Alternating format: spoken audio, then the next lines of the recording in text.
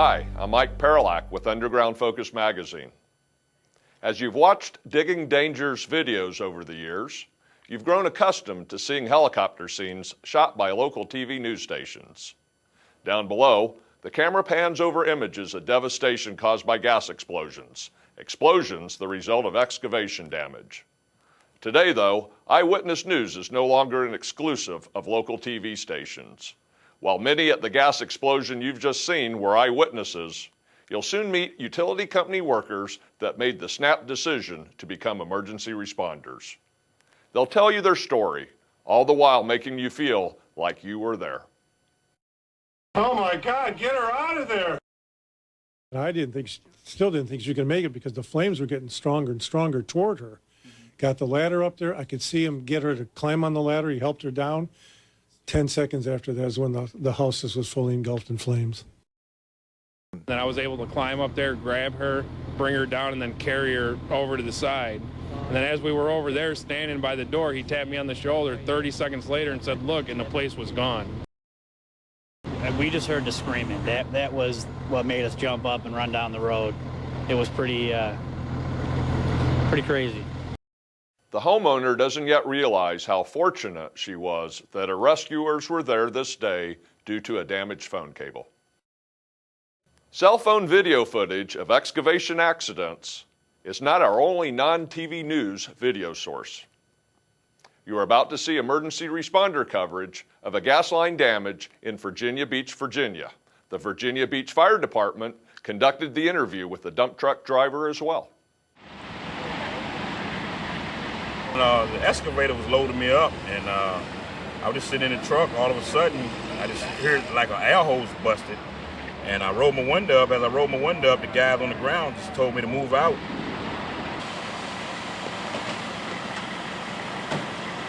So when I started to pull the truck off, the big explosion came, and I pulled my air brake, and I jumped out the truck to the other side of the street.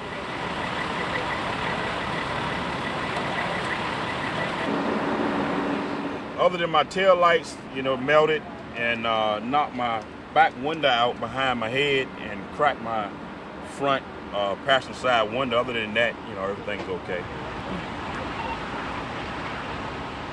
When I jumped out of the truck, I don't think I hit none of these steps. I hit the ground and got out the way. A natural gas-fed flame in the middle of what is normally a busy city street makes for good viewing, even if a TV news crew never made it to the scene. You know what else makes for good viewing? Water gushing skyward at a rate of over 5,000 gallons a minute after an auger punctures a water main. The owners of the passing cars that sustained broken windshields might not agree with the good viewing claim. And wouldn't you know it, the excavator that hit the water main and the city which owns it both claim the other is at fault for this third-party damage. No matter who ends up taking the financial hit on this 12-inch main water strike, it will just be money down the drain. Do you ever recall seeing first-party damage? That's what happened here in Ontario when a gas company worker struck with a backhoe the gas company's pipe, destroying a home. There won't be any finger pointing between the excavator and facility owner here. Additionally, the line strike resulted in the loss of gas service to 1,200 homes. Sometimes, Digging Dangers must report on fatal excavation accidents. Unfortunately, that's true this year too. An electric company worker providing line clearance was situated in a bucket 30 feet in the air. The worker died from burns sustained after an auger, being used to clean out a hole from which a pole was just removed, punctured a plastic gas main. The gas was ignited by sparks generated by overhead power equipment along the aerial electric lines. There's a story behind every excavation accident that you've seen in a Digging Dangers video. Most of the time, we give you dates, places, and a bit of the story. This time, we'll let the people tell their own story, the whole story. We were in the tent getting ready to put this closure on, and we heard this boom. And my first thought was a semi, because there's semis coming in and out of here. I thought a semi blew a tire right next to the thing. But as soon as it happened, he looked at me and he's like, "What in the hell was that?" And I'm like, "I don't know." And then we heard a lady screaming. I'd say our tent was here, and when we came out of the tent, You could see down there where that tree's burnt. That was our view, and we could see her standing on the second story. Just the rest of the house was gone. I was sitting on the couch shortly before noon, and I heard the explosion, felt the explosion because it shook the whole unit. And I kind of had a hunch what it might have happened because I know that they were digging up the street and putting a new sewer line, and they had everything marked for NICOR comment, all that stuff. But when you hear something like that, you just knew it was what it was. So we get out of the tent and we're running towards this thing while everybody else is running away from this thing. And I'm looking at him running like, what is going on, as we're tripping over bricks in the middle of the street.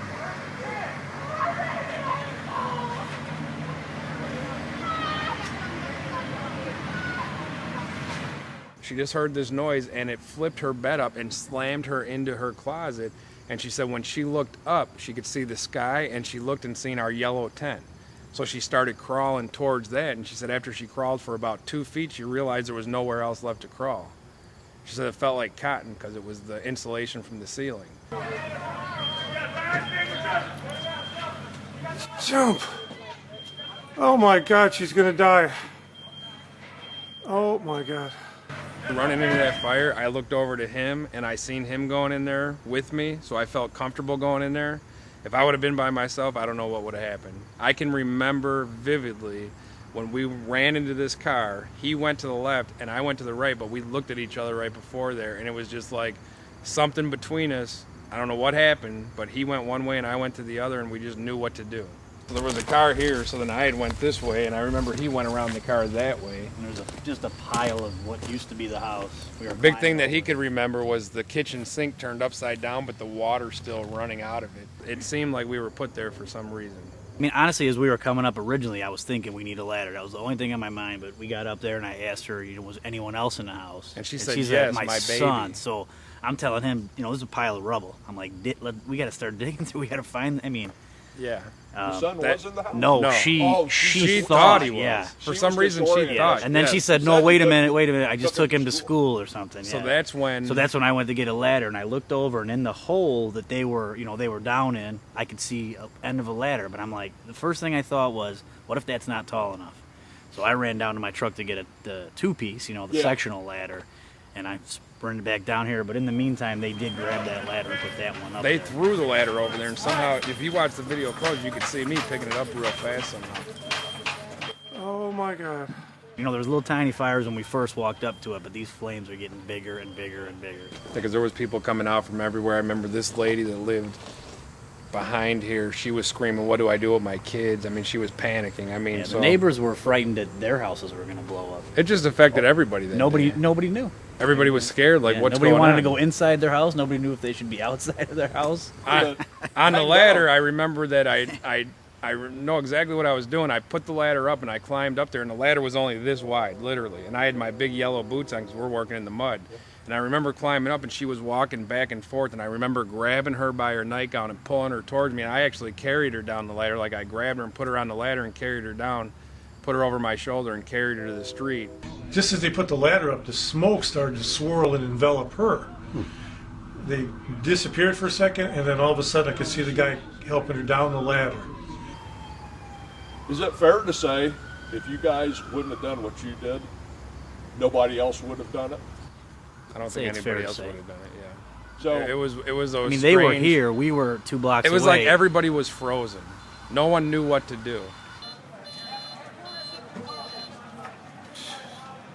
It was so fast. I mean, we ran from down there to here, and when we got here, to the time we got her down was probably within a minute or 2 minutes. Wow. And it's just like if there was no more time. Probably a minute after they got her down the ladder is when the unit just completely enveloped in flames. Wow. Yeah, it was really scary. I was thinking I'm gonna watch this lady die because she wouldn't jump and they couldn't get up to her. But boy, I tell you, those guys in the nick of time got that ladder up and got her out. The house that used to be there looked like this house here with all the brick. It's about 2.5 stories, and when the explosion occurred, all the bricks were gone. And as you can see in the middle of this house here, the rest of her house was also gone. If you look up in that tree, there's still shingles that blew up there, and they're still up in there.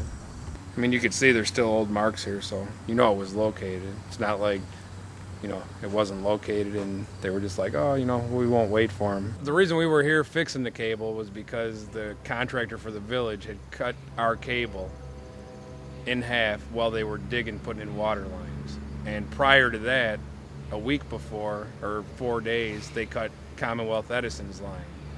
And then now you're talking those two, and then after that, another gas line we knew Nicor was out here for, and then a second gas line. So this contractor, within a block radius, has damaged 4 underground facilities that were located. A lot of them have the mindset that it's cheaper just to hit our cable and get the job done faster and then pay for us to fix our cable than to take the time to actually hand dig. I made sure she was okay. She was in the ambulance. It backed up. And then you see us in the video, we just go right back in the tent to finish our job. And then we're standing out there, and I thought it was strange because no one's coming by us. No one. And the locator actually comes up to him and says, hey, I just want to thank you. And he goes, no, it was him. And he goes, well, I want to thank both of you guys because I couldn't do what you guys did.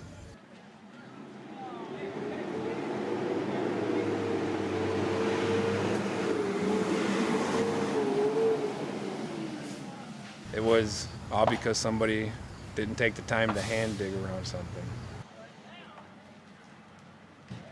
Maybe the village does need to be notified when there is a utility cut if there's not. Because if they would have been notified the power was cut, then they would have been notified that the phone was cut. Maybe the gas would have never been cut because they would have said, listen, you guys either need to hand dig and do the job right or, get out of here and we'll get someone else. Because it's just more times than not when you're asking these contractors, and they're not the same contractors. There's ones that are all over. You're asking them, how did you hit this cable and then you hit this one? And they go, because it's faster for us to use our machines because, maybe utilities aren't charging enough to fix it. Maybe we should just charge a lot more so they know if we hit it, it's going to cost us more than we're going to make. It's a little emotional, it really is. Yeah. It was a happy ending. So it could have been worse. A lot of other things could have happened that day.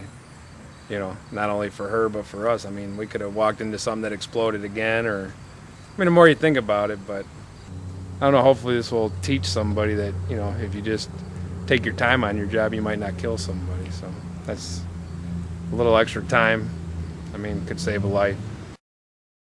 Gareth Carpenter and Ron Shockley had no idea what choices that day would bring. These two men faced that dare to be situation and decided to take action rather than sit on the sidelines and watch. Because of that decision to act, what could have been an unfortunate outcome resulted in only minor injuries and some unsteady nerves. For this decision to act tonight, the Village of Park Forest, the Park Forest Fire Department recognize these men for their quick thinking and heroism on behalf of others. If you'd like to say anything, gentlemen? No?